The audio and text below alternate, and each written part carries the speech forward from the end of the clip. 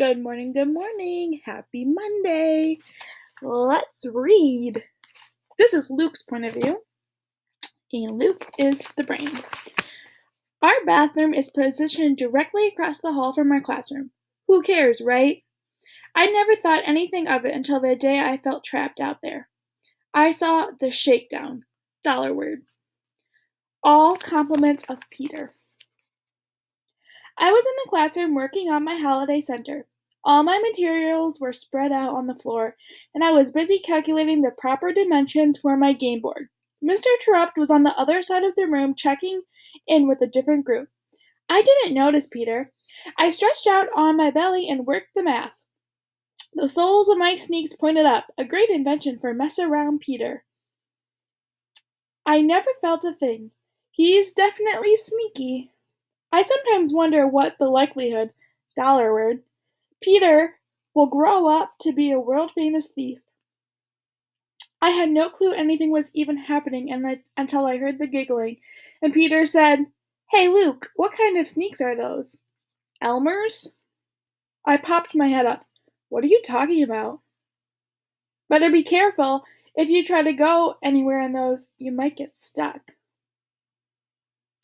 I looked back at my feet. Mess around Peter had struck. The bottoms of my sneakers were completely covered with Elmer's glue. "You jerk," I said, without any real authority. Truth is, I didn't really care. It wasn't worth getting upset over. Besides, I'm sort of used to Peter's antics. I thought they were always harmless. I untied my shoes and placed them next to me, bottoms up, of course, until I finished my math. Peter's victory celebration was cut short by my easy solution. Maybe I don't get upset with Peter because I'll always outwit him. This drives him nuts, and I love it. Once I finished my calculations, I grabbed my sneakers and headed down to the bathroom. Mr. Trupp was still busy with a different group, so he didn't see any of Peter's shenanigans or me leaving the classroom. I held the shoes under the sink and washed off the glue. Then I wiped the soles dry with a paper towel and put my sneakers back on. I pushed the bathroom door open and quickly jumped back inside. I was trapped. Mr. Trupp was having a conference with someone out in the hall. I pushed the door open just a crack to see who it was. "You've done it your way," he said. Mr. Trupp had his back to me. He was leaning forward, talking to the person against the wall. "Now you'll do it my way." He straightened up and folded his arms. He meant business. And that was when I saw who it was. Black and purple streaks covered her cheeks, a combination of makeup and tears. Alexia, crying. I'd never seen or heard of Alexia crying before. "I like you, Lexi. I want some of your classmates to like you too. I'm trying to help you. I want you to be friendlier, dollar word. I will not tolerate your meanness anymore." Wow, was this really going to work? "Go into the bathroom and wash your face. Come back when you're ready. Is there anything you want to say before we go back in?" Alexia stormed past Mr. Trupp without looking at him and without saying a word. Mr. Trupp let out a big sigh and shook his head. Then he walked into the classroom. I wonder what he was thinking. I decided not to say anything about my sneakers. It didn't seem important. Mr. Trupp had more serious matters on his plate, like discipline. Dollar word. I waited a few minutes before following Mr. Trupp into the classroom. I didn't want it to seem obvious that I'd been eavesdropping, but I was eager to tell somebody about what I had just seen. That's why I think I walked into the classroom a little rushed and wasn't really paying attention. Even if I had been, it probably would have happened. I'd barely walked through the door before I stepped in a puddle of water. My feet went up and arms flew out. I flailed like an ostrich trying to catch his balance.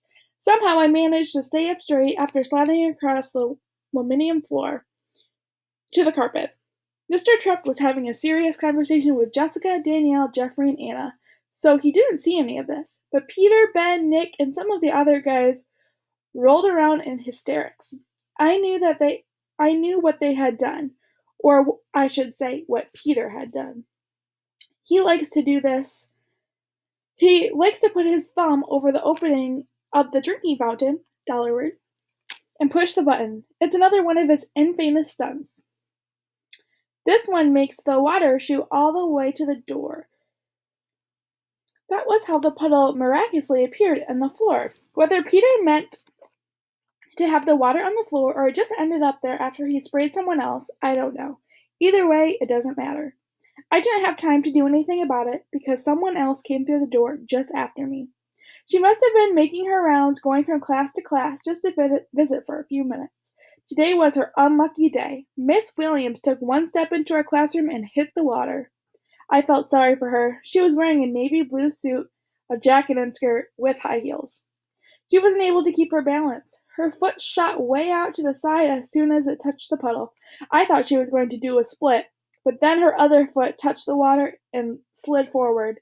Miss Williams fell backwards with her arms grabbing empty air. She landed smack on her back right in the water with her legs stuck in the air. That was when I saw my principal's underwear. I couldn't believe it. I knew I shouldn't have kept staring, but I couldn't look away. We all gawked at her multicolored flower underwear. And that's not the best of it, or the worst of it, if you're Miss Williams. Her underwear was a bit discombobulated. In other words, she had a wedgie. It was unbelievable. I'll never forget it, not as long as I live. I swear it. It was the day I saw my principal's underwear and more. Mr. Trupt rushed over to help her. The rest of us fought to keep from laughing. It was our principal, after all. Even Peter wasn't snickering. He actually looked nervous. Miss Williams, are you okay? Mr. Trupt said, helping her to her feet. Peter, get some paper towels and wipe this up. Why did he pick Peter? Because he knew Peter's antics led to the water being on the floor? I'm sure it was of his way of letting Peter know that he knew. Or letting Peter know that he knew. I'm okay, Miss Williams said, brushing herself off and smoothing out her clothes. Sorry for the interruption. She turned and laughed. How embarrassing. As soon as the door closed behind her, the laughter and whispers started. Clearly this can't happen again, Mr. Trupt said. We're lucky Miss Williams didn't get hurt, or that someone else didn't either. I expect we won't be having water pooled on our floor like that again. Mr. Truck looked directly at Peter after saying this. Yep, he knew. He shook his head, then walked over to his desk. I thought for sure this event would be unequaled by any other for the rest of the year. Little did I know that something much bigger was coming our way. Interesting. And tomorrow we'll learn from Alexia's point of view. See you tomorrow.